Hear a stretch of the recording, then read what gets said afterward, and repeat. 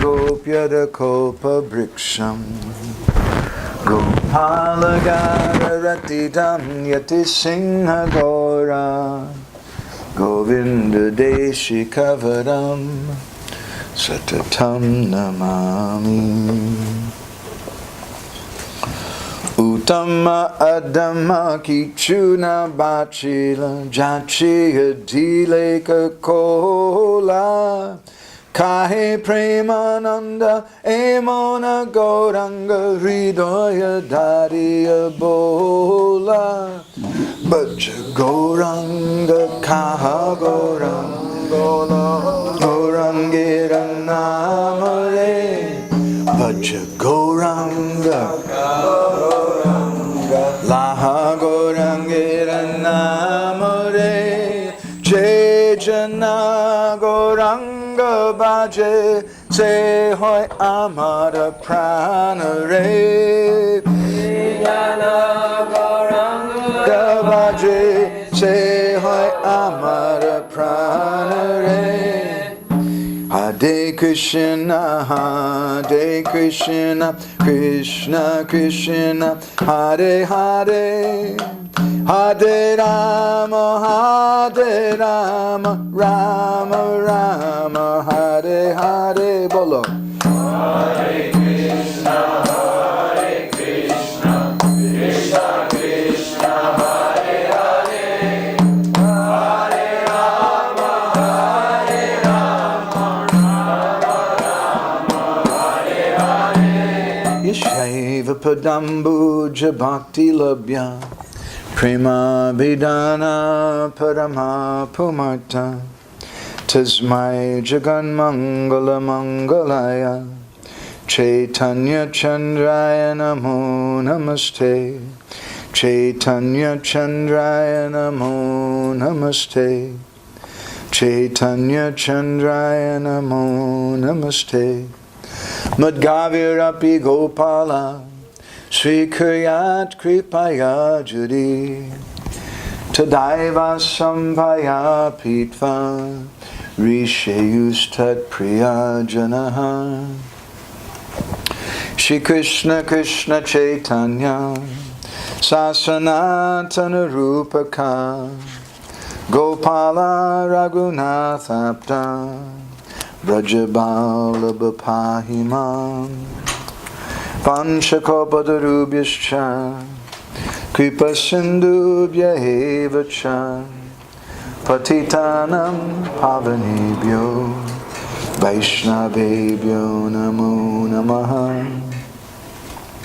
Jai Shri Krishna Chaitanya Prabhu Nityananda Shri Advaita Gadadhar Shivasari Gaura Bhakta Vrinda Hare Krishna Krishna Krishna Hare Hare Hare Rama Rama Rama Hare Hare.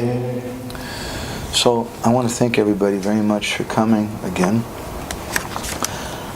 I'm just trying to do some service for Guru and Krishna, the pleasure of the devotees. Please bless me.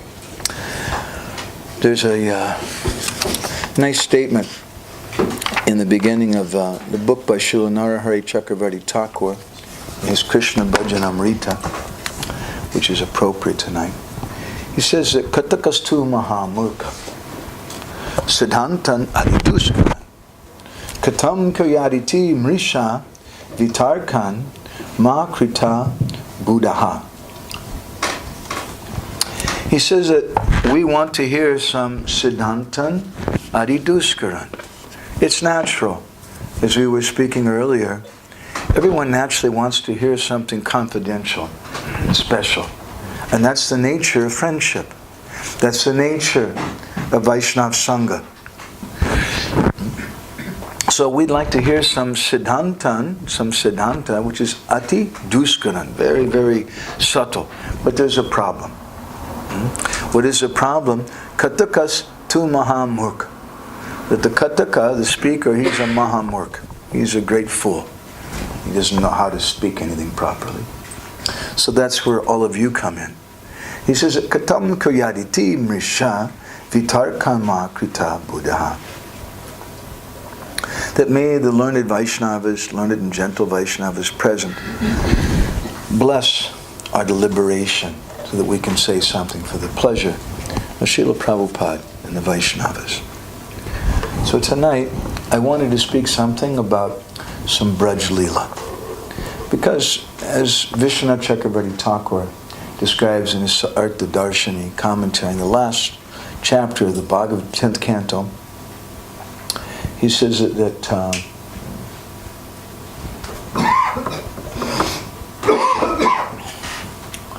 Madhyena Samarpayat, that we should finish with something sweet. It's a natural thing. Yesterday we had a lot of new people also coming, and maybe it's not so appropriate to speak about Braj. I remember the first time I came in contact with Srila Prabhupada's books, it was about 1971, 1972. And I was a young boy. I used to go and play in an old abandoned house. And some hippies apparently had been staying there. And they'd taken and cut out pictures from Prabhupada's Krishna book and stuck them all over the walls. And I remember just looking at them for a long time, just, what is this? I couldn't figure it out. Because I was a little proud that I was interested in studying different types of mythology and religion. But I could understand this must be something spiritual and there must be some tradition behind it. But who is this little blue boy and all these cows and girls and what in the world is this? We couldn't understand. So common people, they can't understand that subject. But we should hear something about Braj Lila. Srila Prabhupada, in one lecture, he says it's very important that we hear about the pastimes of Krishna. And he said if we don't hear about the pastimes of God, then we'll want to hear about the pastimes of dog. We'll want to hear something else. And he said we can't actually progress properly unless we hear about the pastimes of Krishna. So bearing that in mind, I'd like to read something to you from the 25th chapter of the 10th canto of the Bhagavatam about the Govardhana Lila, Krishna's lifting Govardhan Hill. But we'd like to try to express this in a way that's relevant. We'd like to contemplate some lessons that are applicable for all of us. And in particular, some topic about development, community development. It used to be in the 60s and 70s, maybe early 80s, it was kind of a cool thing to move into an ashram and live in a temple. How many of you here live in a temple? We have a few brahmacharis who do, a few devotees. Okay, very good. How many of you would like to live in a temple but don't? Okay, there's a few also. That's also nice. I find that most people, though, they really don't want to live in a temple today. We have a mixed reaction to this, but let me ask you another question. How many of you here would like to be part of a very sweet, close-knit community? Raise your hand. Everybody wants to be part of that. And that's the hot topic today in the world. People want to belong to community. But just as we were speaking the other day about this Maha Mantra in the material world, these three words, I love you, and how they're misunderstood, misplaced because people don't know who I am, what love is, or who you are. So similarly, people want to understand community. They want community, but they don't really understand community properly. And even, frankly speaking, amongst the devotees, sometimes we haven't always been so successful. We can criticize and say, we're here to show you what community means. But if you look at the farm communities in our society, most of them haven't been very successful. So I'd like to speak something about that topic tonight through the medium of Krishna Lila. So just for an hour and a half, I'd like to request all of you to just forget about all your problems. Don't worry, they'll still be there when you come back. Don't be too attached to them. Sanatana Goswami says in one place that why is it the devotees suffer? He says sometimes we're attached to keeping our karma. Even though by chanting Hare Krishna all of our karma will go away, but sometimes we're holding on to it with both hands. I like my karma. I want to keep it. So just try to let it go for an hour, hour and a half, and come with me on a journey to the wonderful land of Vrindavan. Om Namo Bhagavate Vasudevaya.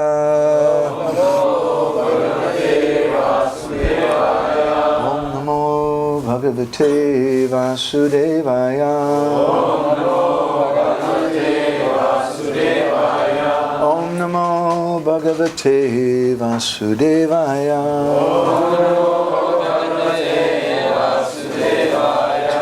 Reading from the 10th canto, chapter 25, text number 1. Shri Sukuvacha Indras Tadatmana Pujam Vigyaya Vihatam Nripa Gopebhya Krishna Natebhyo Nanda Dibhyas Chukopaha. Shukadeva Goswami said, My dear King Parikshit, when Indra understood that his sacrifice had been put aside, he became furious with Nanda Maharaj and the other cowherd men who were accepting Krishna as their Lord. In our BBT purport, it describes at the very beginning of this chapter, Shukadeva Goswami reveals the foolishness of Indra and the absurdity of his anger. Most anger is actually really absurd. Indra was frustrated because the residents of Vrindavan were accepting Sri Krishna as their Lord. But the simple fact is that Sri Krishna is the Lord, not only of the residents of Vrindavan, but of all that exists, including Indra himself. Thus Indra's petulant reaction was ridiculous. As the common saying goes, pride goes before a fall. This pastime of Krishna lifting Govardhan Hill appears in the Bhagavatam just after the pastime of the Yagna Patnis, Krishna's deliverance of the wives of the Vedic Brahmins. And there's some purport to that. Bhaktivinoda Thakur has described that Krishna's Naimitic Leelas, his occasional pastimes, which go on in Braj, those pastimes, they represent different obstacles that we have to overcome in our journey toward our eternal home of Vrindavan.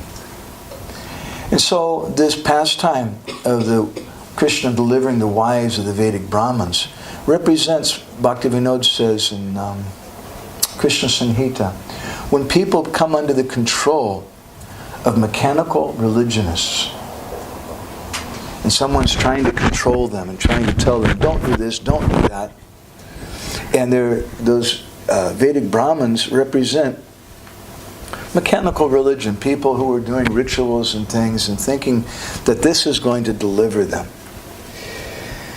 And their wives represent people, Bhaktivinoda Thakur says, who have a superior quality of faith than their husbands. So difficult things. So this pastime takes place just after that. And according to our acharyas, this pastime was taking place initially in the same village of the Yagya Brahmins. In other words, this pastime begins from that pastime of Krishna delivering the wives of the Vedic Brahmins. This is noted by Srila Sridhar Swami's Bhavarta Deepika commentary. And he describes that while preparing to perform an Indra Yajna for Indra, Nanda Maharaj and his community, they temporarily had left their homes in Nandagram, and they took up their residence in the village of those ritualistic Brahmins. This happened around the time when Krishna was about 7 years old. And one day after herding the cows, the young calves, for a whole day, Krishna and Balaram returned with his boyfriends and Balaram and his calves, sunset. This time of day is sometimes called Go-Duli. It's considered a very auspicious time. Go means the cows and Duli means the dust. Because you can see it even today in the villages in India. At that time of dusk, when the cows are coming back, there's great clouds of dust going up in the air.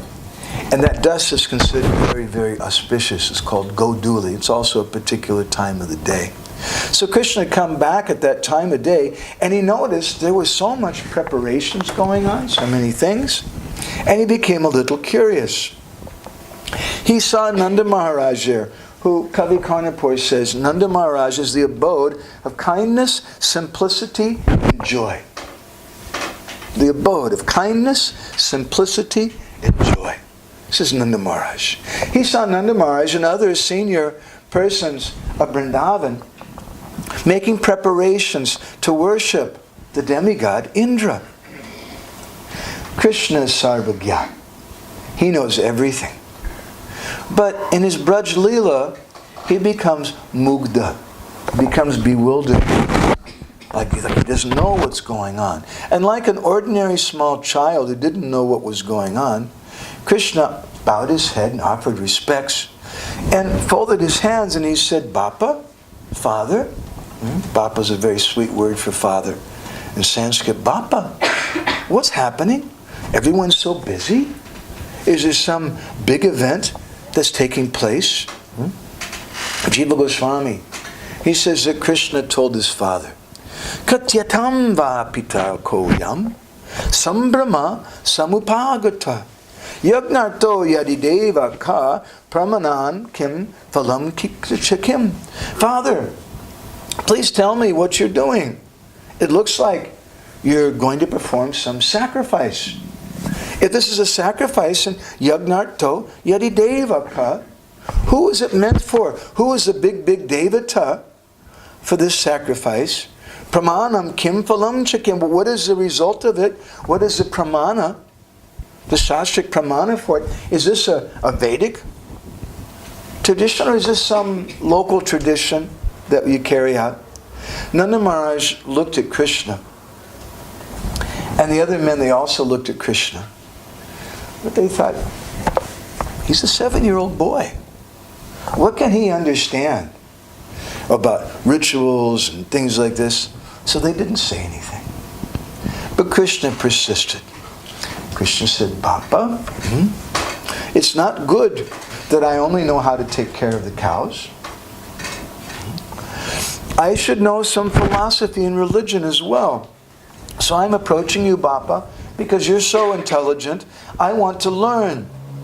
Besides, in the future, I may have to perform this yajna. So please explain it to me. I really want to understand. Nanda Maharaj again looked at his son. And Nanda was quiet. And Krishna said, Bapa, great souls like you and sadhus, they see everyone equally. They never keep secrets. They never hide anything. And besides, Bapa, I'm your son. Please explain this to me. I'm very interested to know. So, the lifting of Govardhan Hill represents in many ways community. People coming together under the shelter of Krishna, surrounding Krishna. And there are many, many different lessons in this pastime. I'd like to say a few things about it as we go along. Here in the beginning of this, we see that Krishna, he's a 7-year-old boy, but he's coming to his father, and he's speaking in such a wise way. And as we'll hear, Nanda Maharaj and the Brijbasis, they listened to Krishna. They were very attracted by his words. In today's culture, there's a different mentality oftentimes toward raising children. I've observed that if you go to third world countries, like India, if you go to the villages, oftentimes you'll see a 5 or 6-year-old boy with a stick in his hand, and he's got 10 or 15 cows that he's taking care of. And that young boy feels good about himself. I remember when I was about 10 years old, I got my first job. It was a newspaper route, delivering newspapers in the morning. And when I got my first money, it was a big thing for me. I'd never gotten money of my own before. And the first thing I did when I got that money, I went to some small store like a 7-Eleven or something. I was a young boy, I didn't know much. I wanted to get something for my family. So I bought a frozen pie. And with great pride, I took that to my mother. And I felt so good about myself that I'm contributing. Children should also contribute. Sociologists have analyzed the difference between the Western countries and third world countries, and they find that children in the West, we have this attitude that we should pamper them, and childhood should be something of great fun and happiness. But the result is oftentimes that the children never grow up. They just learn to play. And they learn the attitude that everything is here for my pleasure. And they have whole huge households, whole homes full of toys. But the children are never really satisfied with that. And they never really feel good about themselves either, because they're not given any kind of personal responsibility. Whereas I saw one study they did about a small child in the Amazon jungle who was 4 years old. They took that child by himself with no tools whatsoever, no knife, no nothing, and they dropped him off in the middle of the jungle. And that little 4-year-old boy was able to catch fish with his own hands, make a fire, cook the fish, not that we suggest cooking fish, but make a shelter, and survive on his own.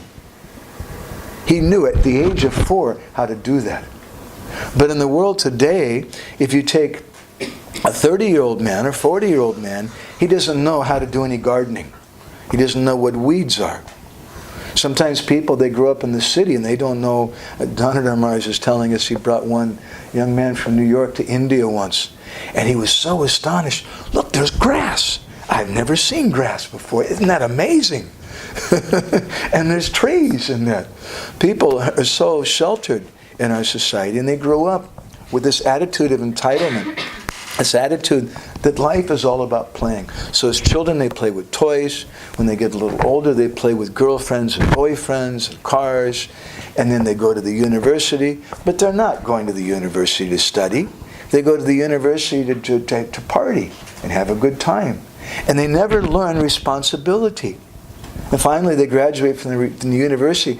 Half of them don't even know how to make hot tea for themselves, much less cook something. Some of them don't even know how to take care of their clothes or anything, much less grow vegetables or anything. They've done studies in different countries, like in some of the parts of India and Bhutan and that, and they found that where traditionally people grew up and they knew how to make a house. They knew how to grow grains and vegetables. They knew how to take care of cows and things. With modern so-called education, all the children now know how to do is take care of cell phones and computers, and they have their genes and things. And they're exposed right away to pornography and so many things. But they have some hope. There's a carrot dangling in front of them that you can become a doctor or a lawyer someday. And so with that great white hope, so many of them, they go to the cities. And you see them in Mumbai, in Delhi, in Chennai, in the big cities in India, all the village people going there, and they're living in the slums. And if they're lucky, they get some job for a very minimal wage, cleaning house for some wealthy person or driving their car or something. And their life's completely miserable, but it's not so bad. They get to watch Bollywood movies. And what's the nature of the Bollywood movies? What are all the Bollywood movies about? I haven't really watched many of them, but I see sometimes on the airplane and that. They film most of them in Switzerland. And they're all about the countryside. And how wonderful. But these are all the people who've left the countryside. They go to the big city. It's so ironic. And they're wanting to go back. They found that although the World Bank, which is promoting education like anything in the world, as a means to help people to become free from poverty, they found that actually poverty has increased over the last few decades. It hasn't decreased. And these young people, if you take them back to their village, they don't know anything. They don't know how to make clothes anymore. They don't know how to grow vegetables. They don't know what plants to pick for herbs or anything. They have a modern education. They know how to use cell phones and computers. And they become slaves to credit cards and big business. Thank you. So, this is a lesson in community building from Govardhan Lila. We should empower children. This is an important part of Govardhan Lila. Krishna becomes very empowered. So much so, he's holding up Govardhan Hill and he's supporting the whole village. There's a good feeling for children like that. We shouldn't deprive them of that. And we should listen to children.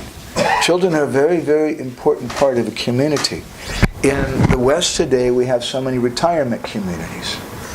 But a retirement community is not a community. Community means children. It means raising children because, as Prabhupada often said, it requires a community to raise a child. It requires more than one person. But in our atomic households, we have one husband, one wife, and maybe 2 children. And both the parents have to work to maintain their house and things, and they don't have time to take care of the children. It's a very, very difficult thing. I have a friend, we were speaking something about community some years ago in Mumbai, and I was recommending that devotees should try to live near each other. Because everybody has to buy a house, everybody has to rent, everybody has to live in a house, everybody has to work a job. And most people who have children, they have to put their children in school. Why don't we try to live near each other, have jobs together, and have education for our children together? And one of the practical ways that I've heard for doing that is sometimes people buy a whole apartment building. If they're attached to living in the city, that's also okay. And sometimes everybody in the whole apartment building is the same members of the same community. And a friend of mine, when we were giving this talk, he came up to me afterwards and he said, "This is how I grew up here in Mumbai." He said, my family and extended family, we were all living in one big apartment building. And he said, it wasn't until I was about 5 years old that I knew who my parents were. Because I could just go anywhere, in any place, and everybody, I could sleep anywhere, I could eat anywhere, I could play anywhere, and everybody treated me like their little child. Everybody put me on their lap and loved me. It's such a wonderful community. And the pressure is on for the parents. It's much, much easier, and those children can learn something more. So, in the pastime of Govardhan Lila, we see that Krishna is approaching not just Nanda Maharaj, but all the Brijbasis. And they're listening to him. They're giving respect to him, although he's just a little boy. Krishna came and sat down in his father's lap, touched his father's face, and said, "Baba, please explain this thing to me." Nanda Maharaj's heart melted. He can't refuse the request of his Gopal. So he tried his best to explain. He said, "Lala, this ceremony, it's a traditional, popular custom. It's been a feature of our cowherd life here in Vrindavan. We pass it down from generation to generation. And because it's been going on for so long, we consider it to be like Vedic. And our family law, Indra Puja, has been performed for a very, very long time. And because of the Indra Puja, we get prosperity and freedom from all disturbances by its performance." And he said, "Lala, do you know who Indradev is? Indra, he's the king of the Devatas. And the clouds, they're controlled by him. They're his personal representatives. Rain comes from the clouds. And therefore Indra, who's the lord of the clouds, is a giver of rain. Yagnarta karmano nyatra loko yam karma bandhana." Everyone has to perform some yajna. And by the performance of yajna, rains come from the rain. Therefore Indra, he said, who's the lord of the cows, he's a giver of the rain. And without that rain, we wouldn't be able to maintain ourselves. As cowherders, our wealth is our cows, and the cows are dependent on grass. The grass is dependent on rain. Indra gives us that rain. And so we perform this yajna to please Indra. When the other elderly Brijbasi men heard Nanda Maharaj's words, they all nodded their heads and said, yes, this is correct. What he's saying is true. But Krishna, when he heard those words from his father, he smiled. But in his heart, he found those words to be very bitter. Krishna was not very happy with Indra. Krishna thought to himself that all the devatas, they offer their worship to me. Lord Brahma, Lord Shiva, Mahadev, Agni, Vayu, all the different sages. Everyone worships me. And these Brijbasis, these are my family members. These are my very intimate associates. They're millions of times more elevated than this Indra.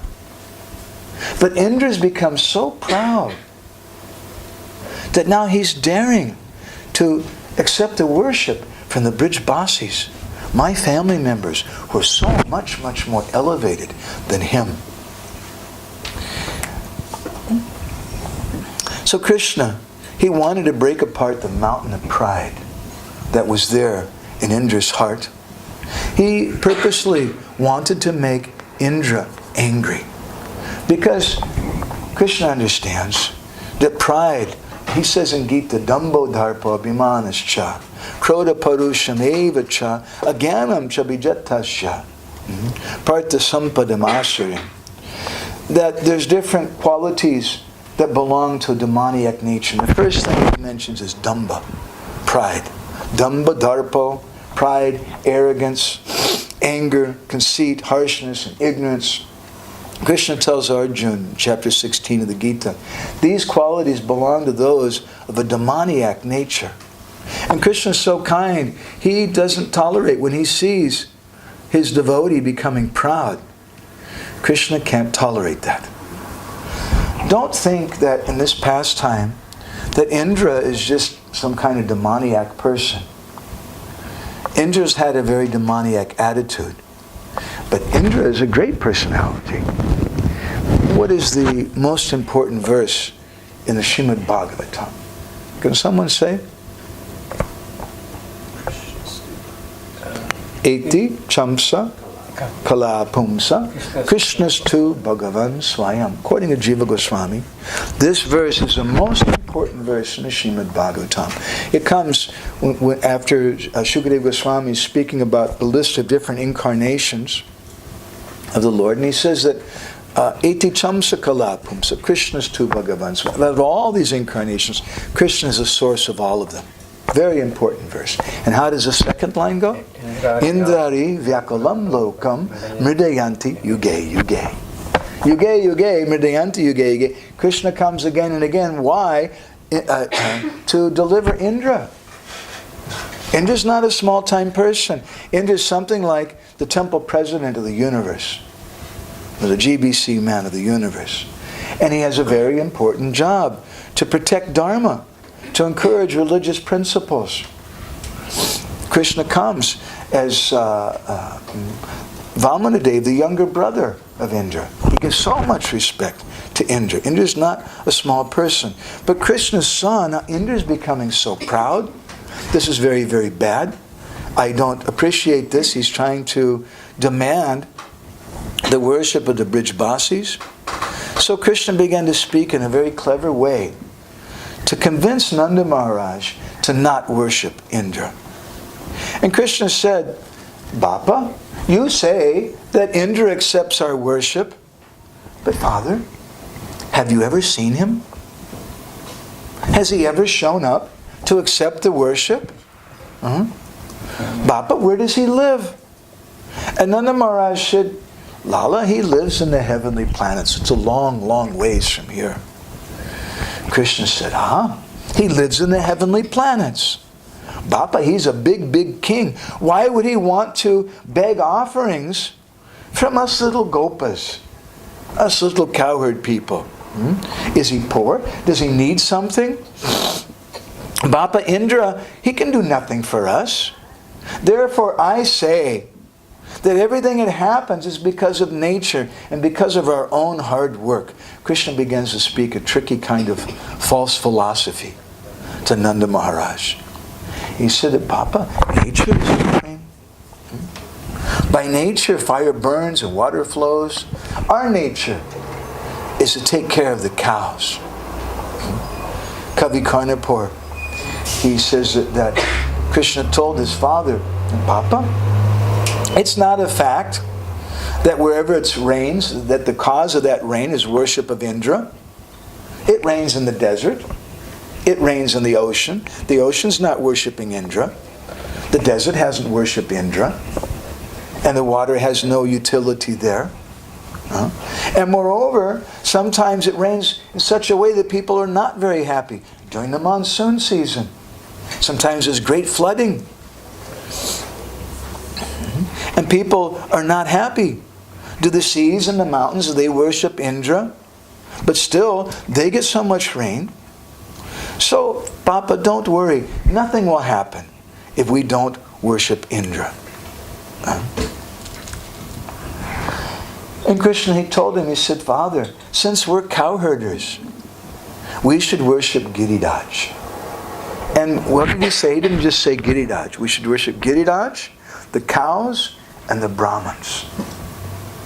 For a community, a proper Vedic community, these three things are so very, very important. I've talked to elderly people in India.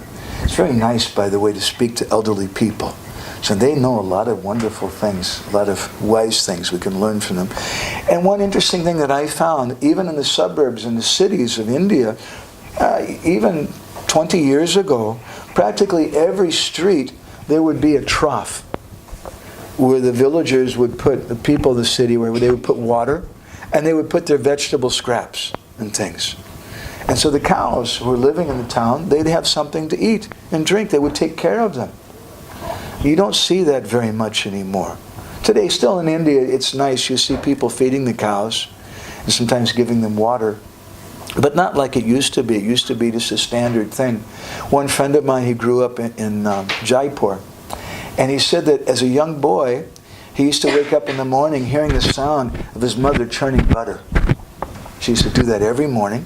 And then she would take that fresh mukkan and she'd mix it with some mishri, which is very, very good for strength. And she would bring that, and that was how he'd wake up in the morning. Like a king. His mother would give him little mishri and little mukkan.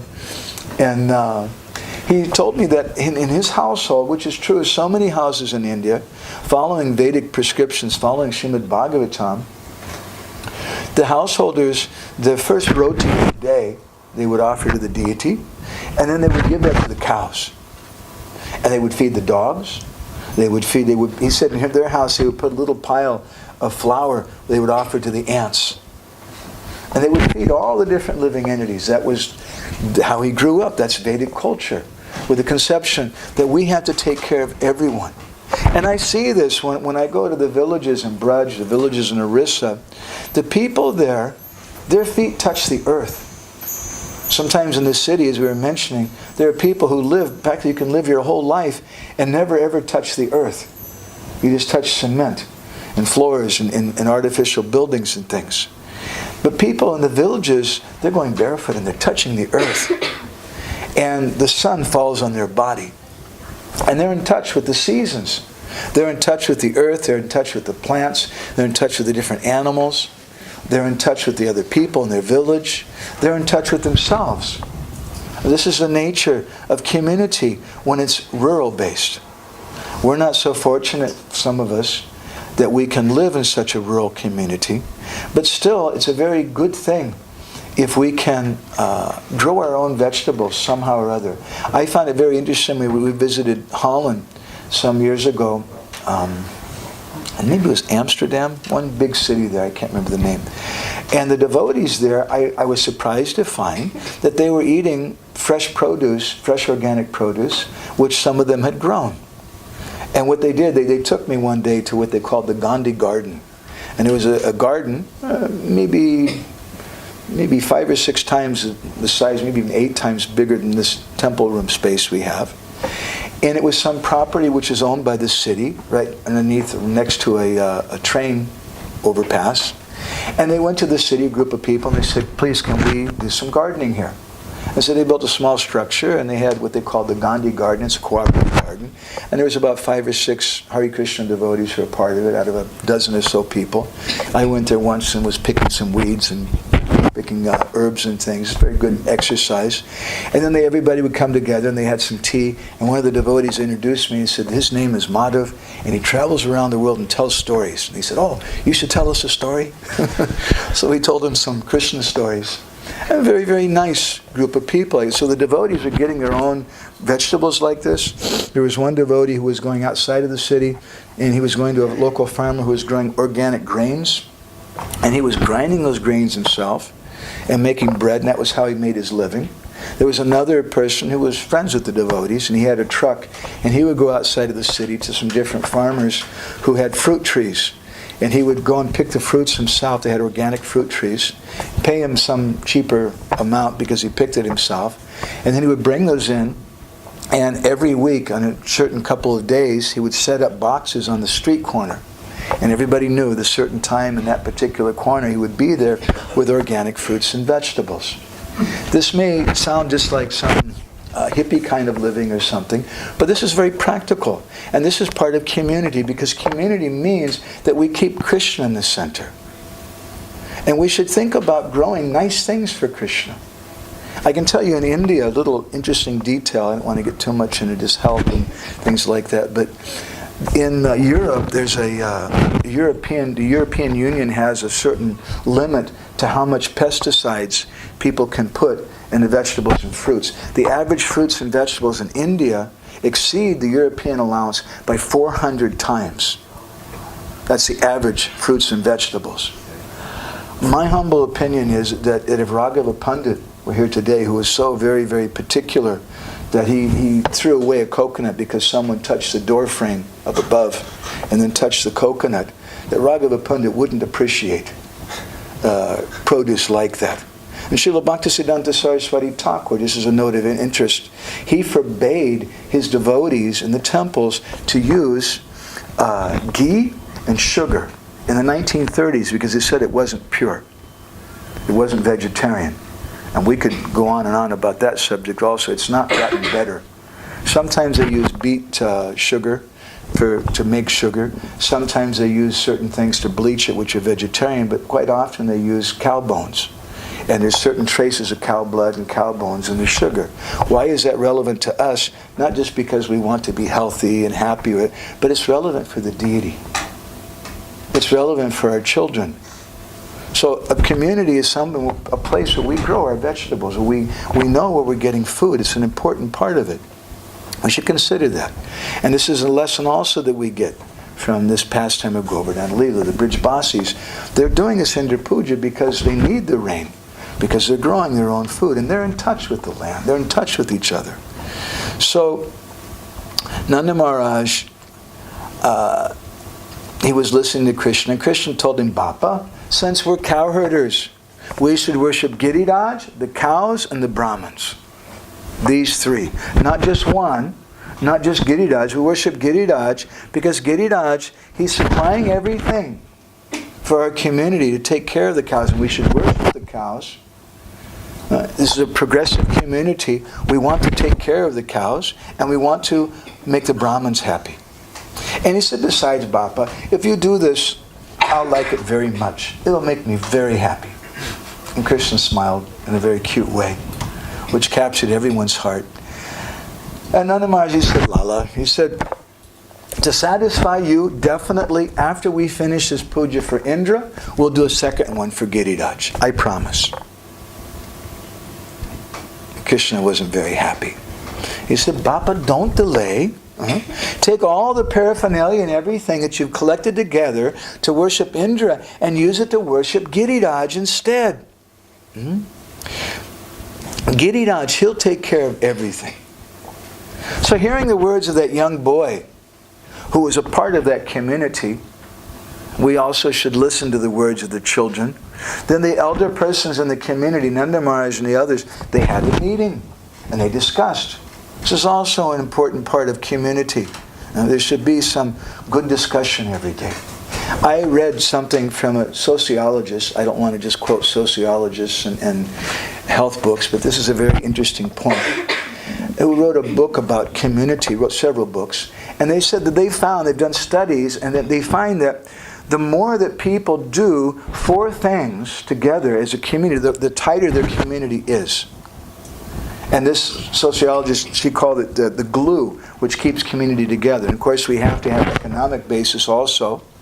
And there should also be some management. But aside from economics and aside from management, there's 4 things which she called glue, which keeps a community together.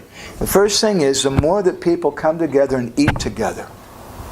That's why your mother always wanted you to go to dinner with the family. Because in a family, when everyone eats together, they stay together. And this is a very important aspect of Krishna consciousness, the devotees. When we take prasadam together, then it's a community spirit. But if someone goes down and buys a candy bar from the store, hides it in their pocket, and goes, secretly when nobody's looking and eats that thing, offers it maybe, so-called eats that, that's not community. That's some selfish thing. So the first symptom of a community, the first healthy item which brings people together is when people eat together. The second one, he said, is when people tell stories together. And historically, communities, when they have storytelling together, in Orissa, they have what they call Bhagavat Tungis. Practically in every village, there's a small building, small house, which traditionally, nowadays, and sadly, they're watching television instead, but traditionally, the whole village would come together in the evening for entertainment. And the entertainment would be hearing Srimad Bhagavatam, hearing Mahabharata, hearing Vishnu Purana, different literatures, and they would do kirtan together. That's the Bhagavat Tungi. So hearing stories together brings people together and it builds a community. That's the second item. The third item, they found that historically all over the world, in all different cultures, the more that people come together and sing songs together, the more their community spirit is strong. So we were also very good about this, right? And the fourth item was, the more that people come together and dance. Well, this is very good. This is our Krishna conscious movement. Taking prasadam together, telling stories together, singing together, and dancing together. So, Nanda Maharaj and the cowherd men, they got together and they spoke. And they thought, some of them were a little concerned. They said, I don't know if this is a good idea. Indra might become really, really angry about this. But although they've been doing it for many generations, they just couldn't resist Krishna's smile and his sweetness. So they decided, okay, we'll do this. We'll do this puja for Giriraj. And Nanda Maharaj, and he asked Krishna, he said, Lala, how should we do this puja? What mantra should we use? And Krishna told him, Father, you should chant this mantra. Namo Vrindavan Ankaya Tubhyam Goloka Molane Purna Brahmata Patraya Namo Govardhanaya Cha. This verse is found, I think, 3 times in Garga Samhita. And it's spoken by Krishna directly to Nanda Maharaj. He said, this is a verse we should worship, used to worship Giriraj Govardhan. We put this in our magazine about Govardhan. That Namo Vrindavan Ankaya, that, oh, Giriraj, you're the Anka, you're the lap of Vrindavan Dham. And Anka is also a word which refers to a place on a mother's body where she keeps her baby, where she's protecting that child. So this is Giriraj. He nourishes everyone. And he's on the lap of Vrindavan Dham. Namo Vrindavan Ankaya Tubhyam Goloka Molane. You're the crest, the crown of Braj, of Goloka, Goloka Molane. Purna Brahmata Patraya. And you're Purna, you're completely full Brahman. You're the last limit in that sense of transcendence. And this is because Giriraj is a manifestation of Krishna. This is another long subject matter which we wrote a long article about. Sometimes devotees become a little confused. Who is Giriraj? Is Giriraj a devotee? Is Giriraj Krishna? And we wrote a long article about this, examining different things our acharyas have said, different things Shastra has said, and it actually becomes very clear that Giriraj is something like Chaitanya Mahaprabhu. He's Vishnu Tattva, but he's in the mood of a devotee. Specifically, we could say, and it would take a long time to explain this, but Giriraj is Krishna's personified love for Radha. He manifested from a desire from Radha to have a place to do the Ras Lila. Giriraj is Krishna's personified love for Radha. And his mood is being a devotee. So he's Purna Brahmata Matraya. He is the last limit of Brahman, because the highest, higher than the Supreme Personality of Godhead himself, is a devotee. And therefore it's said that Sri Chaitanya Mahaprabhu, he's Bhakti Naipunya. He's the last limit of Bhakti. And Giriraj has a similar nature. So Krishna told Nanda Maharaj, you should chant this mantra. And Bappa, you should collect many, many pots full of milk. And make first-class milk sweets, like sweet rice and rasgullas and other things. Make many tasty foods and fancy cakes. And bring so many leaf bowls full of ghee and honey and nectar drinks. We should prepare an ocean of yogurt, buttermilk and fresh butter. Build a mountain out of rock candy, mishri. And cover all the directions with an abundance of shikarini. And you also should send messengers to the Brahmins and invite them to come to the festival. And then, very important thing, this is described by Kavi Karnapur. How do you please the Brahmins? Krishna tells Nanda Maharaj, he says, Father, you should invite all the Brahmins and you should feed them so sumptuously until they laugh. When they start laughing, that means you've given them proper amount. And we've seen this also in the Hare Krishna movement. Sometimes at the very nice feast of prasadam, all the devotees, all of a sudden there's this spontaneous laughing all over. So you should feed the Brahmins until they laugh, until their faces are beaming, and with blissful smiles. At that time, all the Brahmins, they'll consider the sacrifice to be successful.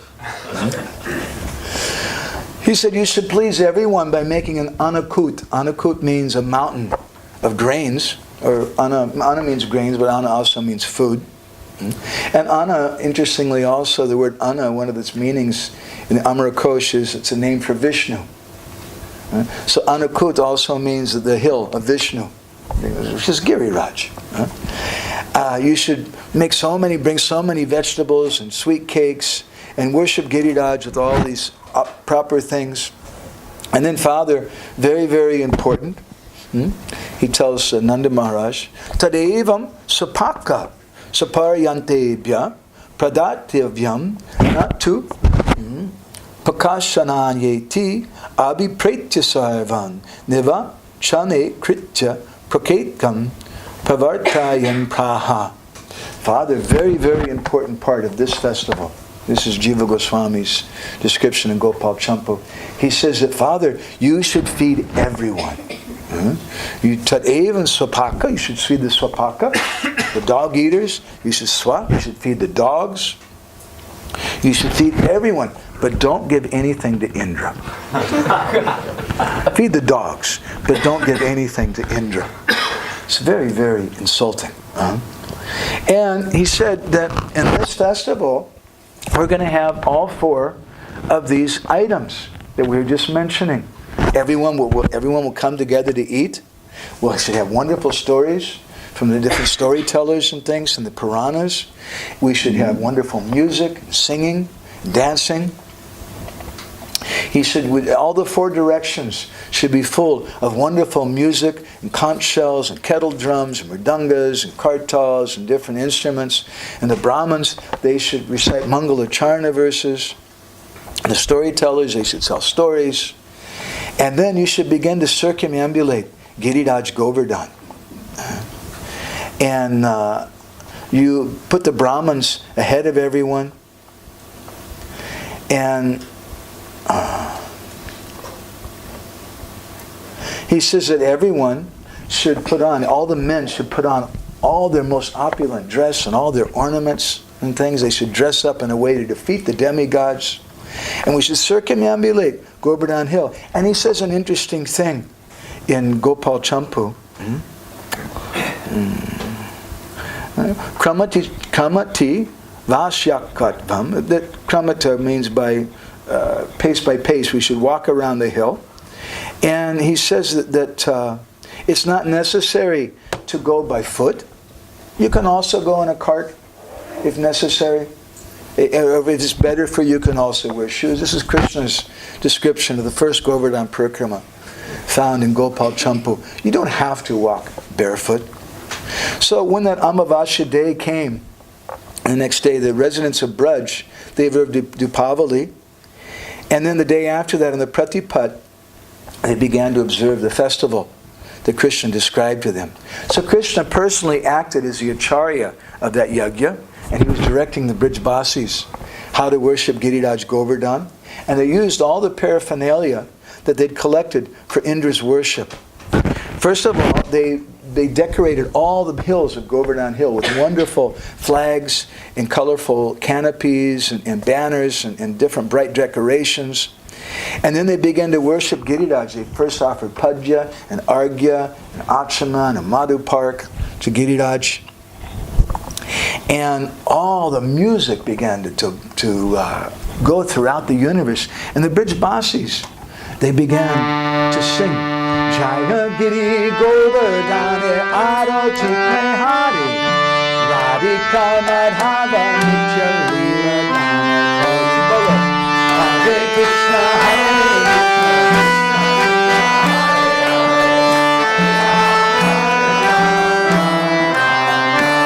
Jaya Giri Govardhan Arotik Nehari. If someone just sees the Artik ceremony, the worship of Govardhan Hill, Radhika Madhava Nitya Lila Danakoti, that place, seeing Giriraj Govardhan, then you'll gain entrance into the pastimes of Radha and Madhav just by seeing that. So that Giriraj Yajna was meant to be celebrated all over Braj. Lakhs, hundreds and thousands of people all over Braj were coming from all the different villages in the Braj region. Everyone was carrying baskets on their head. They had bullock carts full to the top with different types of foodstuffs. People had mountains of rice and sweets and different vegetables and things that they cooked to bring to Giriraj. And everyone was so ecstatic, so blissful, because they thought, we're doing this sacrifice to please Krishna. This is community. We do things. We need to take care of our children. We need to take care of our bodies. We need to eat and things. But we should do that as a sacrifice for Krishna, for Krishna's pleasure. The ladies were coming, and as the ladies they weren't walking, but they were dancing. And they were singing different songs about Krishna and his pastimes. And those ladies were so very, very beautiful. And actually, Kavi Karnapuri says the ladies, actually they didn't care anything about the puja. They didn't care about the yajna, the devatas. They only had one idea in mind. They want to go and see Shyam Sundar Krishna. So at the auspicious time, everyone came to Manasi Ganga, and they made some sankalpa. Sankalpa is something when we declare what is our purpose. And to this day, in Braj, when you do Govardhan Parikrama, the tradition is you begin at Manasi Ganga with Haridev, the deity there, because that's the place where the Brijbasis began. And they began with a sankalpa. And this is also very important for us to understand. Why is it that something like 90% of planned communities, they've done statistics on this, 90% of planned communities fail? One of the reasons is they don't have a sankalpa. They don't have a statement of purposes. They don't have something they all get behind. The purpose of this community is this thing. This is why we're here. This is our purpose. A sankalpa is a very important part of Vedic culture. Before we begin a parikrama, before we begin some ceremony, the first thing that we do is we have a sankalpa. And the sankalpa, there's some ritualistic mantras that are chanted on this particular day, and this titi, this. But that's not the important point of it. The important point is that we're making a resolution in our mind. This is what we're about to do. I want to do this thing. This is my purpose. And this is what we want to get out of it. So they all gathered together at Manasi Ganga for that purpose. And everyone was informed as part of that sankalpa that this yajna is exclusively for the pleasure of Giriraj. And that from now on, here in Braj, there's not going to be any more yajnas for Indra. Nanda Maharaj called for all the Brahmins, and they began to chant the Samaveda. And tilak was offered to Giriraj, and the puja began. And so Giriraj, first of all, was bathed in so much milk. Every household from all over Braj brought buckets and buckets, pots and pots full of milk. And then Nanda Maharaj announced to everyone that since Giriraj, he's the biggest devata, everyone should offer their pranams to Giriraj and beg for his blessings. And then Nanda Maharaj ordered, now we should offer bhoga to Giriraj. And they had mountains and mountains of rice. There's a village near to Giriraj called Aniyor. And it has this name, many of you may know. There's a Sankarshan Kund there. And they say that Sankarshan Kund, originally, that huge lake, was originally just full of nectar drinks for Giriraj. And there were mountains and mountains of foodstuffs that they offered to Giriraj. Vast, huge pots of honey and ghee and butter, yogurt. There was a second mountain, they say, of rice with ghee on the top of it. And so many different types of fruits and flowers around there, and different multicolored cakes which are stuck on the sides of the piles of rice. And those cakes looked like stones and boulders. And there was pots of dal and sabji, sweet rice and things. And seeing all this anukut, Krishna, he told his father, he said, Bappa, now everyone should close their eyes, fold their hands, and everyone together should offer this bhoga to Giriraj. This is a community event. Don't have any doubts about this in your mind. So the Brijbasis, they all closed their eyes, folded their hands, and they began to offer this to Giriraj. And when they opened their eyes, what did they see? Suddenly there was a gigantic form on top of Govardhan Hill. And that gigantic form began to speak to everyone.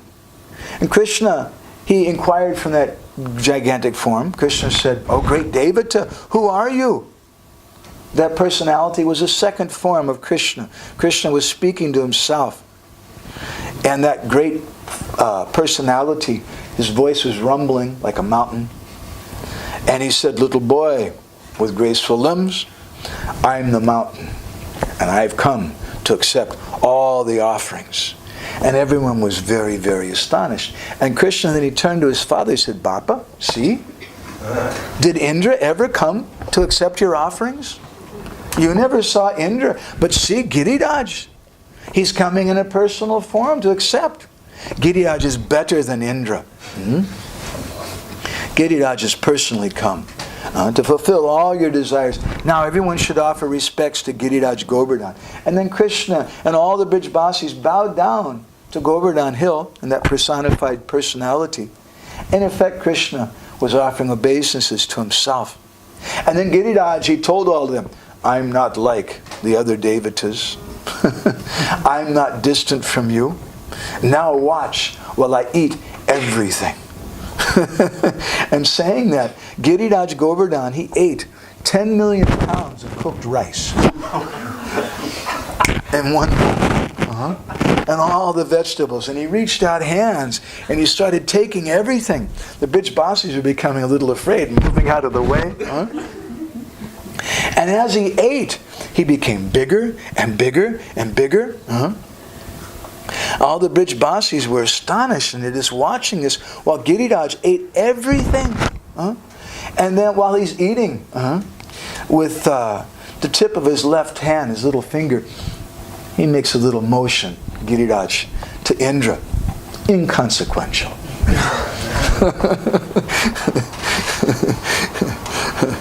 And when Giriraj finished eating, there wasn't anything left. There wasn't one grain of rice. He finished everything. And then he said, "Aniyor, Aniyor." That's why the village is called that. "Give me more, give me more." Because Giriraj is Krishna. And Krishna, he's not hungry for grains and foodstuffs, but he's hungry for the love of the devotees. And so the Brijbasis, they started going back to their houses and bringing more foodstuffs and more rice and more vegetables. And Giriraj was taking everything. Until finally someone had a good idea. And they offered him one tulsi leaf. And he took that. And then he let out a big burp. Now I'm satisfied. And then suddenly, all the foodstuffs that he took appeared again. And then it came time for the artik And everyone was wondering, how are we going to do artik to such a huge form? Jiva Goswami speaks about this. And Krishna solved the problem. Krishna manifested a gigantic tray with thousands of lamps on it. And all the people, they were holding that tray and they were waving it back and forth, worshipping Giriraj Govardhan. And then Krishna said, now you should ask for some ashirbad, some benediction. So Nanda Maharaj, he stepped forward with his hands folded and his head bowed down. And Nanda Maharaj is thinking, what do I want to ask for? I have everything that I want. He has Krishna as his son. Then he thought, and he prayed to that hill.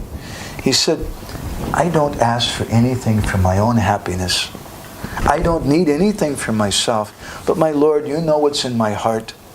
I only pray that Krishna and Balaram will always be happy.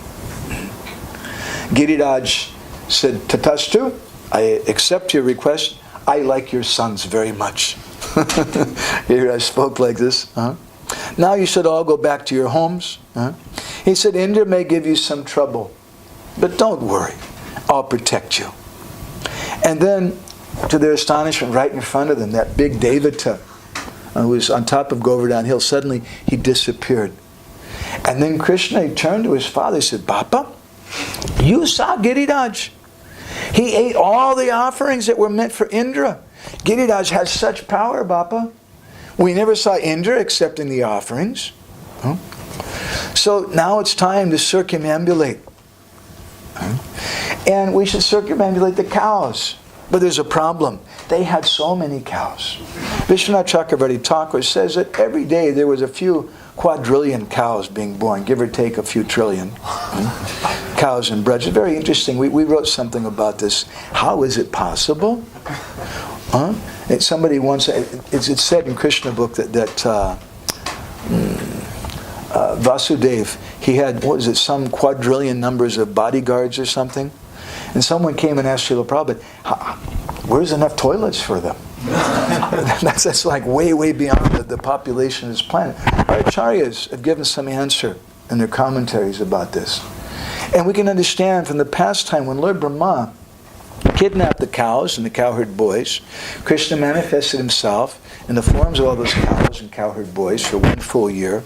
And then when Lord Brahma came back and realized he made a big mistake, he came. At that time he began to offer prayers, and he saw all the different Brahmas from all different universes coming there in Braj. And we know also Mother Yashoda, she saw all the universes in Krishna's mouth. Vrindavan Dham is not a material place. All the universes fit within that little realm of Vrindavan. And unlimited cows can be there, unlimited bodyguards, unlimited teachers, unlimited devotees. So Krishna said, we have a lot of cows. It's a problem. How are we going to circumambulate all the cows? So we'll select one cow and one bull, and then we'll walk around them. And so they decorated this cow and bull, and they offered artik to them. They fed them some nice barley, nice grains. And then all the Brijbasis, they circumambulated that cow and bull. And then Krishna told them, now you should feed everyone. You feed the ants, you feed the dogs, you feed the monkeys, but not Indra. And then after they fed everyone, then Nanda Maharaj began to give charity to everyone. And then they began the Govardhan Parikrama as a community. And as a community, they were going. And they were all singing very loudly. Giri Pujayam Vihitam Krina Harachi Shakrapadam Abhayam Bolo Hare Krishna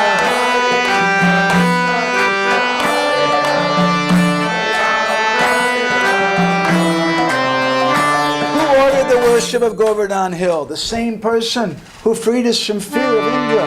Giri Pujayam Vihitam Krina Giri Pujayam Vihitam Hare Krishna,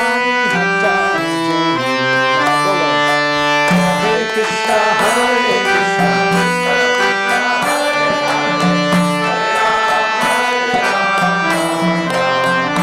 Who ordered the worship of Govardhan Hill, the same person who killed the Putana witch. And in this way, all the Brijbasis were circumambulating Giriraj Govardhan and singing about the glories of Krishna. This is the ultimate community. And Srila Prabhupada, he said in one lecture, he said, we want to establish Vrindavan in this world. But to establish Vrindavan means a community that's free from envy. It means a community that's based on these four principles that even sociologists recognize. When people come together and they take prasadam together, when we have stories together, when we do kirtan, we sing together, and when we dance together. And in that parikrama, there were skilled musicians leading the way, and they were playing different drums and different instruments to announce the festival coming in this parade.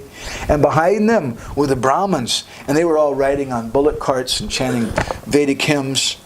And then behind them were the cowherd boys coming, and the cowherd boys were coming with the cows, and the boys were throwing their sticks up in the air and twirling them and catching them. Like what do you call those things in... Baton, right, like batons. These boys, they carry the sticks. Jiva Goswami says they actually never use them against the cows, but they carry them just for playing. And Krishna was coming along behind all of them. His garments were like glistening gold, and he had a rope in his hand. And the cowherd boys, they carry a piece of rope in their hand to tie up the cows. And Krishna was also tossing his stick in the air and catching it and joking along with his friends. And then behind them came another group of musicians who were playing flutes and venas and tamburas. And then different singers coming and singing wonderful songs, and different dancers dancing and moving. This is Braj. Braj means a place of culture. Sometimes we hear things like Srila Bhaktisiddhanta Saraswati. He instructed that we should have the worst singer do the kirtan. And sometimes we think that means that we should not want to have melodic kirtan. But Srila Bhaktisiddhanta also instructed the devotees that we should have nice music, nice musical kirtan for the pleasure of outside people, so they'll be attracted. But more than that, we have nice musical kirtan for the pleasure of kirtan, of Krishna, for the pleasure of the spiritual master, for the pleasure of the devotees. We should have very artistic kirtan. So then behind all of them were the Braj Gopis, and their faces were glowing with happiness. They were riding on bullock carts and singing about the pastimes of Krishna. So while all this was going on, Indra was in Amaravati, his abode, and he's wondering what's going on. Where's my offerings? Today is the day of Indra Puja. The Brijbasis, they haven't sent anything yet. There's no puja offered to me. So he called for some of his spies. Said, you go to Braj and see what's going on. And so the spies wandered all around, and they were listening to the talk of all the Brijbasis and seeing what was going on. The spies became very unhappy. And they were listening. Everybody was saying, Giriraj Baba, he's the best Devata. This Indra, he never appeared before us. But Giriraj, he's personally appeared before us. Indra never accepted the offerings with his own hands, but Giriraj, he's accepted everything. What's the use of worshipping Indra? From now on, we'll only worship Giri Baba. He's the greatest Devata. Indra's spies, they thought, these people become nuts, man. They become crazy. Don't they understand Indra's position? He's a Devaraj. He's the king of the demigods. How could they forget about Maharaj Indra? So they went back to Indra, and Indra asked them, what did you find? And they said, well, this year's celebration was many, many times bigger than previous times. There were so many more offerings and a big feast and music and dancing and singing. And Indra said, but I wasn't offered anything. Who was being worshipped? The servant said, well, Maharaj, it's kind of hard to explain this to you, but you see, they were worshipping a pile of rocks. Indra said, what? They're not giving respect to me? Don't you know? I got this position from Lord Brahma personally. And Lord Brahma, he's born from the navel of Lord Vishnu. I said, yes. And moreover, they're saying that this mountain Devata, he's better than Indra. From now on, we're not going to worship Indra anymore. We're only going to worship this mountain. Indra's eyes began to turn red, and he began to shake. And his lips were trembling.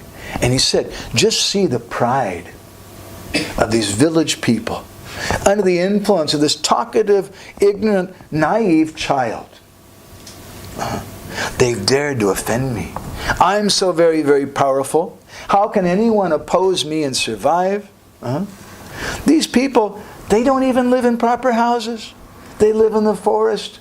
Just see how proud they've become. There's a nice saying in Sanskrit, Atmavan manyate jagat. Whatever we're thinking, we think everybody else is like that also. If we're an angry person, we think everybody else is angry. If we're a lusty man, we think everybody must be lusty. So Indra is a very proud person. And he's thinking, they must be so proud. So Indra said, now I'll show them. And so Indra, he called for the Samvardika clouds. And they came for him very quickly.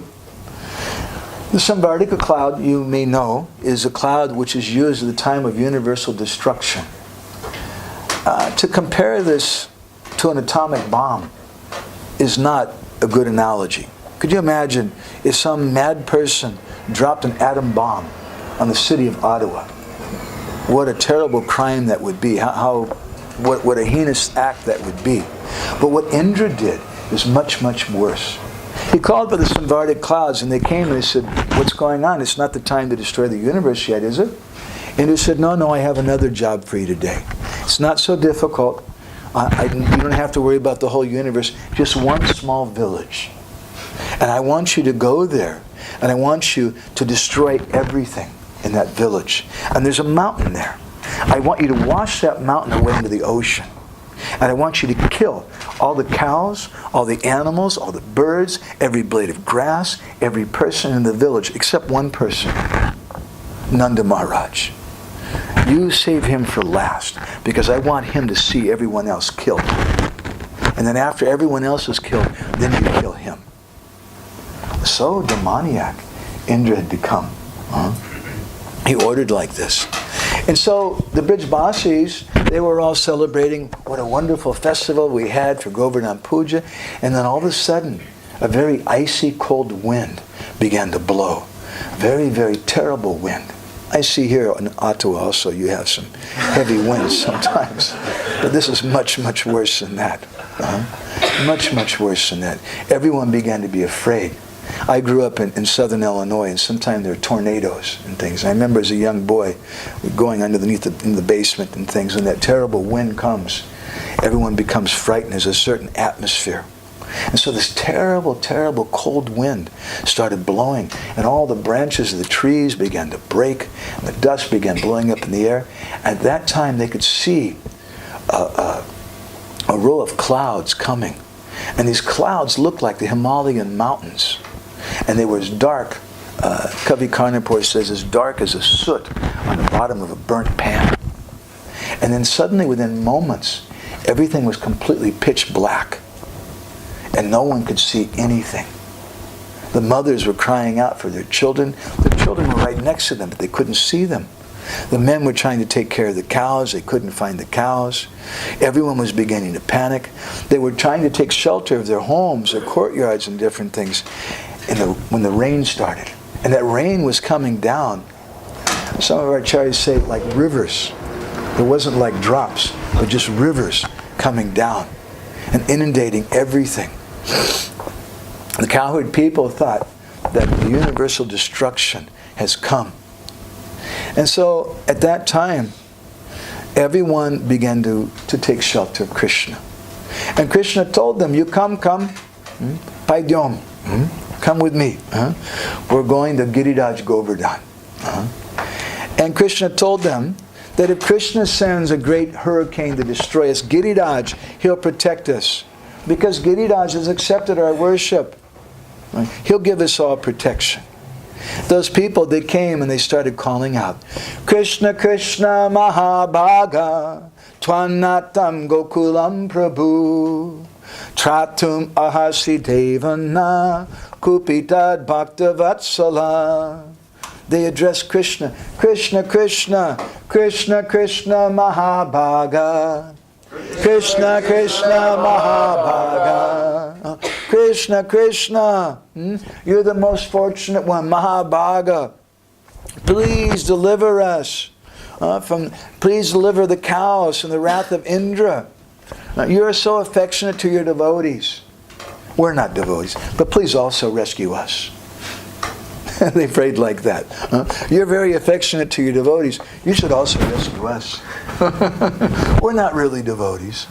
In one place, one acharyas commented that they were calling out to Krishna like that, not for their own self, but because they were worried. What were they worried about? Krishna, if you don't rescue us, people will criticize you.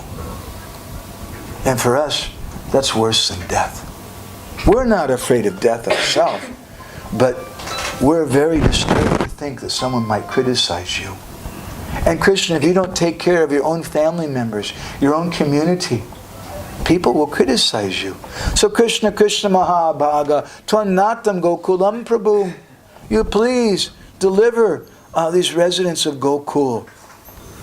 So then, in a compassionate voice, Krishna told them, don't be afraid. This trouble is insignificant.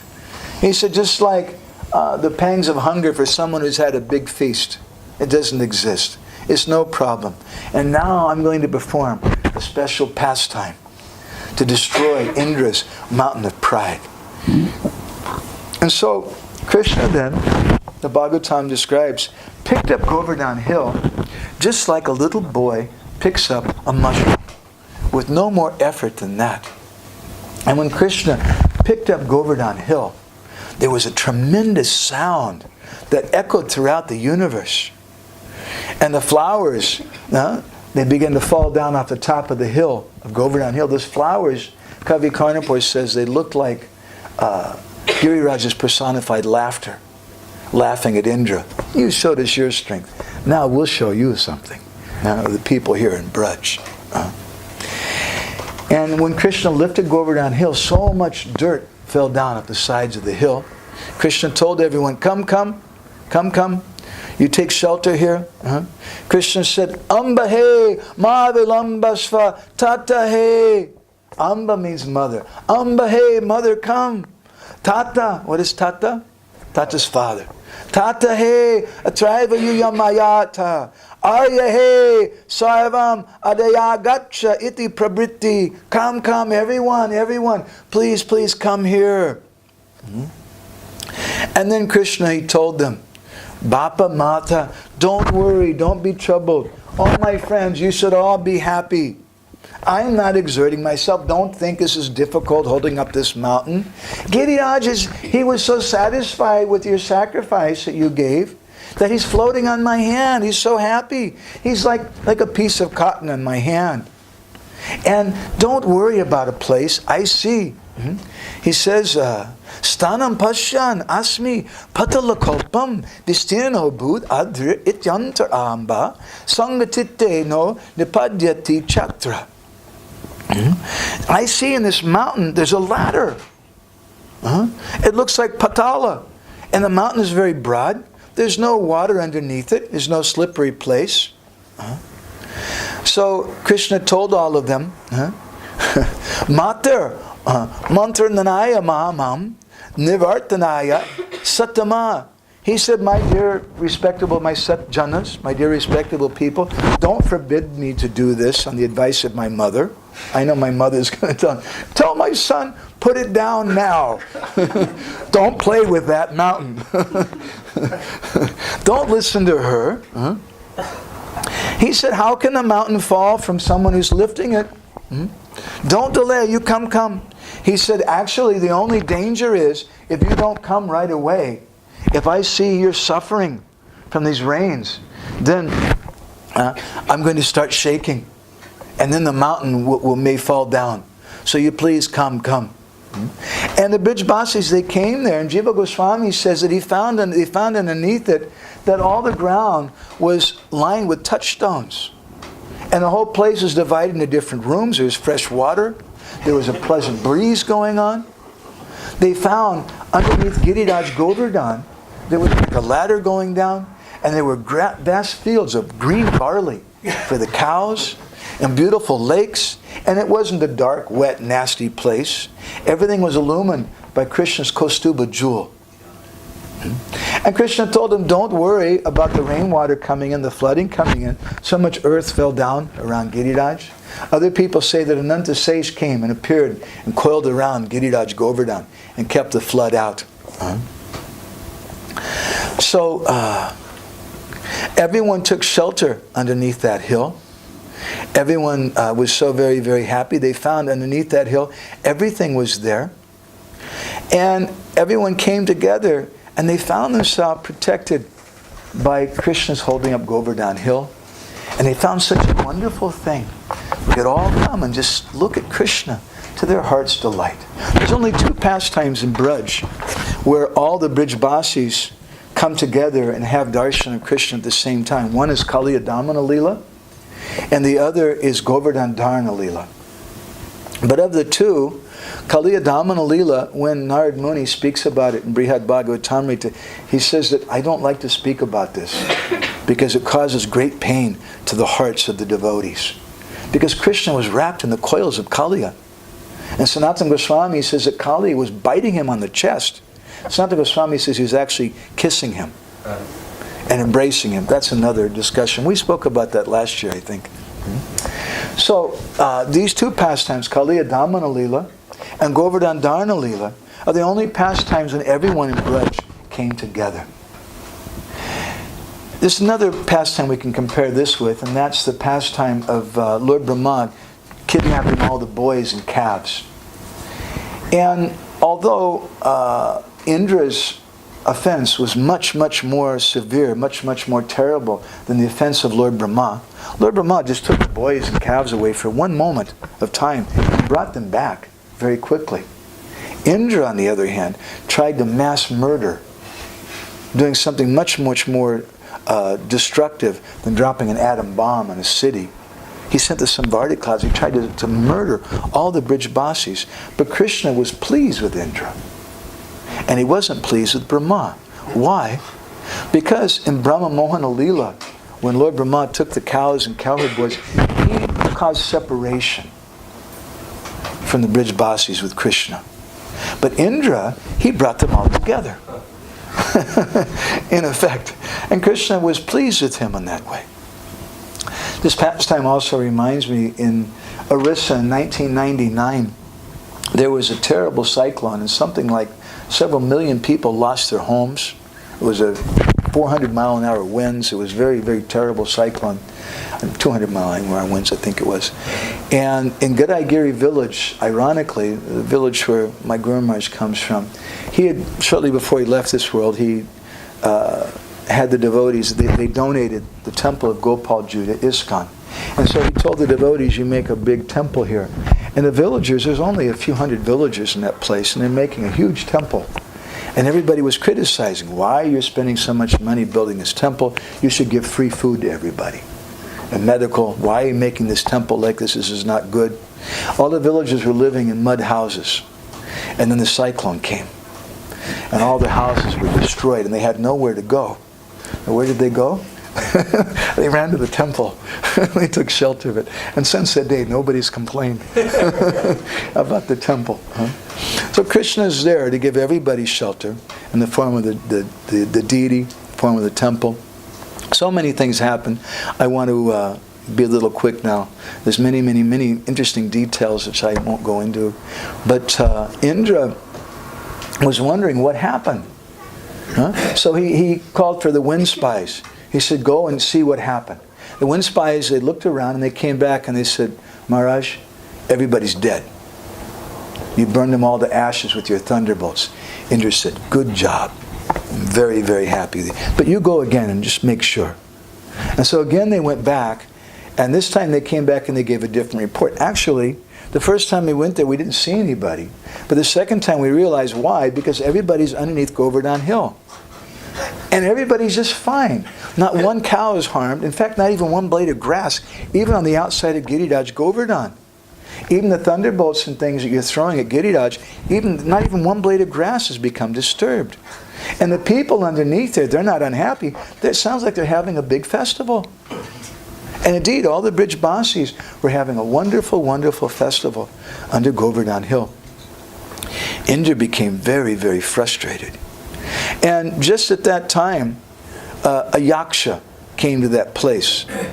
A yaksha, and he bowed down to Indra. And he told him, he said, Maharaj, I'm the son of Dramila. I offer my pranams to you. I have a message for you from King Kamsa. And King Kamsa, he has great affection for you. And he sent you a message that we're very pleased with you. You're doing a good job. And those rascal Brijbasi people, they're not giving proper respect to you. They're not worshiping. Don't worry. We'll worship you. We'll give respect to you. And all of a sudden, Indra realized, what am I doing? What am I doing? The demons are worshiping me. And I'm going against the devotees. So Indra had a bit of a attitude adjustment at that time. And he told everybody, stop the rain, bring everybody back. And then Krishna, he told everybody, when the sun came out, Krishna told everybody, okay, now you can all go outside. And Krishna sent the cows out, and all the cows went running out. Have you ever seen the cows? It must be like this in Canada, I'm sure, 100% sure. During the wintertime, it's so cold, you have to keep them in a barn. And the springtime comes and you let them out of the barn. It's really fun to watch. All the cows just running and jumping and dancing and so excited. So the cows are like that coming out of Govardhan Hill. They all, boom, like an arrow, went running. And all of a sudden they got outside and they turned, where's Krishna? And then they ran back onto the hill again to be with Krishna. And all the Brijbasis, they also didn't want to leave underneath the hill. And Krishna told the cows, chalo, chalo. You go out. And then finally he sent all the Brijbasis out. And then just like a little boy puts down a mushroom, Krishna put it down. At that time, Mother Yashoda was very, very upset. And all the Brijbasis. Because you see, Mother Yashoda feeds her boy 8 times a day. She's a very, very attached mother. Krishna had held up Govardhan Hill for 7 days. Has anybody heard of here? I'm sure all the Indian devotees have heard of Chapan Bhog. Do you know the origin of Chapan Bhog? What is 8 times 7? 56. Chapan Bhog means 56. 56 different offerings. And they say that the origin of Chapan Bhog is with Govardhan Lila. Because Mother Yashoda had missed out on offering 8 offerings a day for 7 days. 7 times 8 is 56. That they all got together and they offered Chapan Bhog, 56 items, to Krishna afterwards. So these are a few lessons from Govardhan Lila and some very important things for us to meditate upon with Indra. In his Govardhan Basa Prarthana Dasakam, Raghunath Goswami, he prays, Puja Nikata Nibasam Dehi Govardhanatvam, that please, Giriraj, grant me residence near you. And in his first verse in those prayers, he indicates to us what we need to do if we want to approach Govardhan Hill. And he says there, first 2 words, Nijapati. He indicates in the first 2 words that he's going to worship Giriraj as a devotee. Nija means your, Pati means your master. He addresses Giriraj, Nija Pati Bhuja Dandach Chatabhavam Prapadya. That your Lord, Krishna, he held you up like an umbrella. And for what purpose? Patihata. Patihata means to destroy. Patihata madadristo danda devendra garba. Atula pritula shaila. Sheni bhupa priyamme. Nija nikata nibasam. Dehi govardhanatvam. So he indicates that if we want to approach Giriraj, if we want to reside near Giriraj, Nija Nikata Nibasam Dehi Govardhanatvam. And Govardhanatvam has 2 different meanings, depending on the Sandhi, how you break up the 2 words. One meaning is, oh Giriraj, please let me have residence near you. But Tva means something else also. We want to have Vaishnav Adva, means the quality of being a Vaishnav. Tva means the quality of. So, depending on how you break up the Sandhi, Baladeva Vijayabhushan has commented on this, that Dehi Govardhanatam can mean that, oh Giriraj, please grant me qualities like yours. And what is the qualities of Giriraj? The gopis in Venu Geet, they pray to Giriraj, Hantaya Madhara Bala Haridasa Varyo. The Giriraj, you're Haridasa Varyo, you're the best of devotees, because you give everything to Krishna. So this is a difference between Indra and Giriraj. And this is a very important lesson for us in community development. As we were mentioning yesterday, people in this world, they tend to want some position, some respect from everyone. And Indra's got that position. He's, in some ways we could say, he's the best of devotees. Krishna comes as his younger brother. Indari Vyakalam Lokam Hridayanti Yuge Yuge. The Lord comes again and again just to protect Indra. He's the king of the demigods. He's in charge of religion. He's a religious administrator. But there's a problem with Indra. He's become a god. And Indra has lost the quality of being a team member. It's like someone who's playing football. In America we call it soccer, please forgive us. It's playing football and they want to keep the ball to themselves. They don't want to give it to anyone else. They may be a very good player, but your team will lose because teamwork is required. Indra is such a person like that. He wants to hog everything to himself, and he demands respect from others. He demands respect in this pastime from personalities who are much, much greater than him. Contrast that with Giriraj Govardhan. Giriraj Govardhan, he's a pile of rocks, as Jiva Goswami indicates in one sense. And what does he do? What does Indra do? Indra rides on Airava to the elephant. He gives counsel to all the demigods. He orders everything going on. He fights with demigods. He has a powerful thunderbolt. What does Giriraj do? Giriraj grows grass. He has rocks and some trees. It doesn't seem like such an important thing, but it's very fascinating because Giriraj, he's Govardhana. And Vardhana means to nourish, Go means the cows, but Go also means the Gwalas, the cowherd people. It means the gopis. It means all the cowherd people of Braj. And Giriraj Govardhan nourishes the services of all those personalities. But he doesn't demand any credit for himself. It's not a very spectacular thing to grow grass. The cows get all the credit for giving the milk. But without the grass, how could there be milk? Giriraj is the ideal team member. A personality who's the greatest devotee because he doesn't want fame and respect for himself, but rather he pushes everybody else up. People appreciate the cows. Krishna appreciates the cowherd boys. Oh, you're painting my face so nicely with these minerals. Where did they get the minerals? From Govardhan Hill. Krishna appreciates the gopis are coming and offering nice fruits and different things. Where did they get the fruits? They came from Govardhan Hill. Govardhan doesn't demand any respect for himself, but he's acting in such a way to push everyone else up, to glorify everyone else's service. And this is ideal community. And if we want to approach Govardhan, if we want to make a Braj village ourselves, then Raghunath Das Goswami is indicating in this first verse of Govardhan Basa Prarthana Dasakam, Pratihata, Mada, Dristo Danda Devendra Garba. Garba means pride. Mada means pride. Drista means pride. And Udanda means pride.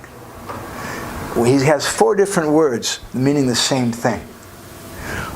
It has a purport. It's not that he ran out of words to use. Pratihata means to stop or to check. And in the beginning, if we want to approach Giriraj, we have to check our pride. Garba means pride. Devendra Garba. The pride of the Indra, the Deva Indra, the king of the demigods. And his pride has 3 different qualities. These 3 different words, which are also synonyms of damba or pride. The first of which is mada. Mada means intoxication. Mada also means sex life. And someone becomes intoxicated with position, and then they want to have sex life. An interesting example can be given of Haridas Thakur. Haridas Thakur is the incarnation of Lord Brahma. Bhaktivinoda Thakur has described in his Navadidam Mahatmya. Just trying to find a verse about it. And Lord Brahma, he committed this terrible mistake we mentioned. He kidnapped all the cows and cowherd boys, and Krishna forgave him. But Lord Brahma said, that's not enough for me. I want a humble position. Because I have this big position of being Lord Brahma, everybody gives respect to me. So if you really want to give me a blessing, then I would like to have a position where nobody gives respect to me, where I'm a very insignificant person. And so he said, okay. And so then Lord Brahma took birth as Haridas Thakur. As Lord Brahma, there was a pastime which we don't often like to remember because we want to be very respectful to Lord Brahma. But Lord Brahma, at one time, he had some conjugal desires for his own daughter. Hare Krishna. But when that same Lord Brahma came again as Haridas Thakur, Maya Devi personified, came and started doing her stuff, shaking her thing and trying to attract Haridas Thakur. But Haridas Thakur's mind was like wood. As Maharaj was saying the other day, Haridas told her, anyway, just wait till I finish the rounds. I have a lot of rounds to chant. What is the difference between the two? They're both the same personality. But there's one difference, a very sobering difference. Lord Brahma had the position of a manager. He was a big, big person. And Haridas Thakur, he just had a very fallen position. We shouldn't want to have a big, big position.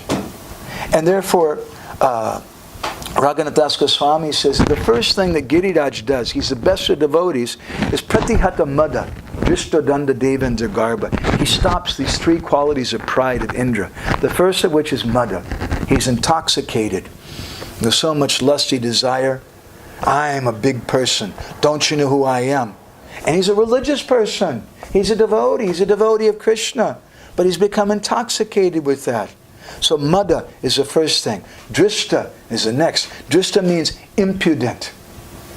It's another synonym for garba or pride. But specifically drishta means impudence. That he dares. Indra dared. He became so intoxicated with pride that he dared to expect worship from the devotees, from the Brijbasis, who are much, much greater than him. And udanda. Udanda is another synonym of pride. Udanda means literally to raise a danda, udanda, in the air. It means to push yourself forward. To proclaim yourself as a great personality. And this is what Indra was doing. The Brijbasis, they're very, very quiet. They told Krishna, you're so wonderful, Krishna. You protect everyone. You protect your devotees. Please also protect us. They didn't even consider themselves to be devotees. So, in this way, Raghunath Das Goswami describes that if we want to reside near Giriraj, if we want to have a Vrindavan community, or if we want to have the qualities of a devotee like Giriraj has, Dehi Govardhanatvam, then Pratihata Madadriston Danda Devendra Garba. We have to give up that pride, a position. And we should respect everyone. We should learn the qualities from Giriraj of being a team member. And there's so much happiness in being a team member.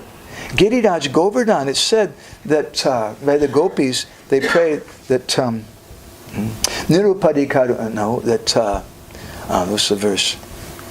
Hantaya Madhurabala Haridasavaryo Yad Rama Krishna Charana Spadasa Pramoda, that his hairs were standing on end in ecstasy by the footprints of Krishna.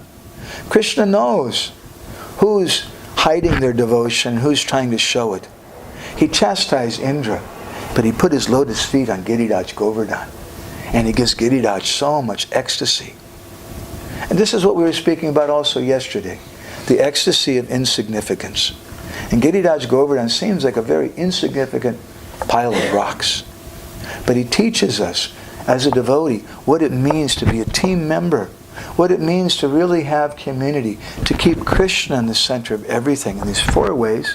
By taking prasadam together, distributing prasadam to everyone. By having Krishna katha stories. By having kirtan together. And by dancing together. And these 4 ways, everyone comes together. And these are some lessons we can learn from Giriraj Govardhan Lila, about community building. So I want to stop there. I'm sorry I've gone very late, much later than I wanted to. I wanted to finish some of these points. I hope we have time for some kirtan. We have to. But is there any reflections or anything from anybody? It's our last night together. So I'd also just like to thank Maharaj and Maharaj. Thank you very much, Maharaj, for bringing me here. I can understand something. I saw in my own Guru Maharaj, he was traveling so much, and he would go to different places, and he would spend 2 or 3 days in some big temples. But when he went to Tawako, he liked it there. And he would spend a full week. And many devotees came there. And it became much sweeter. And I could understand he likes the sweet food here. And so I don't know, Maharaj, but I see every year you only spend a few days in some big temples and places, but you like to come here. And I suspect, I think I can understand when I see the devotees here and how wonderful they are. What a nice community everyone has. And so I'd like to thank you for bringing me here for this, to do this service for everybody, and for all the devotees for your wonderful community spirit, for Srila Prabhupada. Thank you, Maharaj. Thank you, everybody. Are there any reflections or comments from anybody? We lost Gora. Too much bliss. Not feeling well. He's not feeling well. Hare Krishna. Anybody have any thoughts, anything that struck you, Mataji? You were talking about worshipping the cow and how the people in India, they would put out vegetables for the cows. I was listening to a recording, a lecture by His Holiness Krishna Maharaj. And he was saying once an Indian family had invited Srila Prabhupada and his disciples to come and take prasadam. And the devotees, including Srila Prabhupada, were served on banana leaves and prasadam on banana leaves. And after the devotees finished eating, they took their banana leaves, rolled it up with their remnants, and give it to the cows. And Srila Prabhupada got really angry.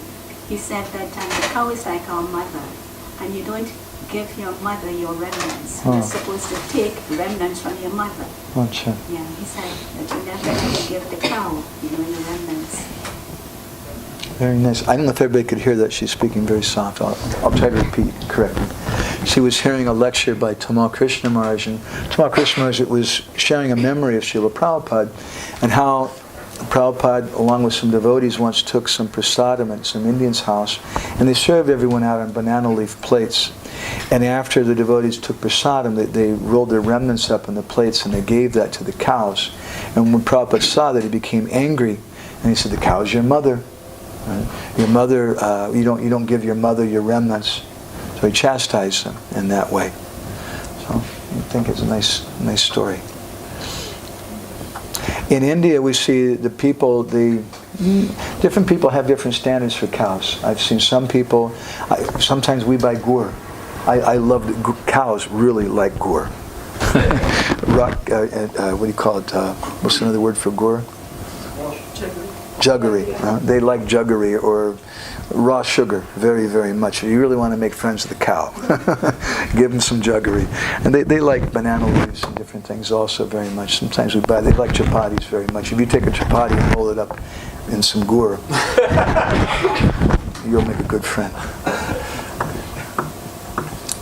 Anything else from anybody? Maharaj, you want to comment anything? You'll have the last words.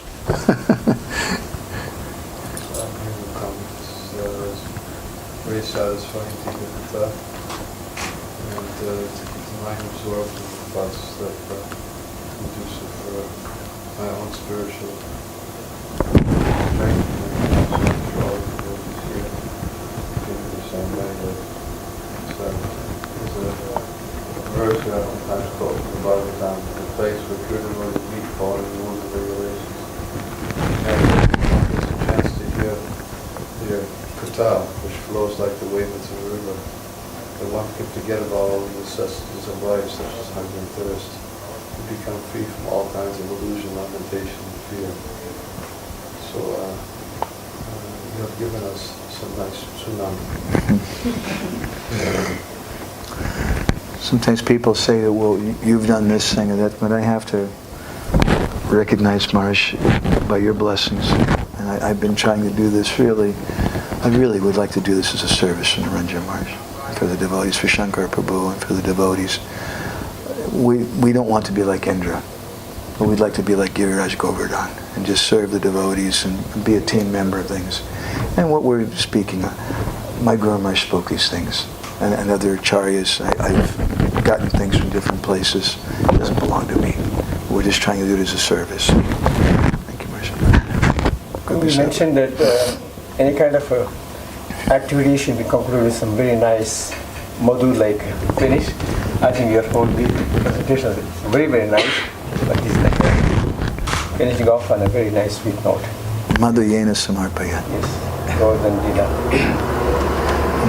I learned some things about this community also while I was here, if I can share. If you're not going to give reflections to me, I'll give some reflections to you.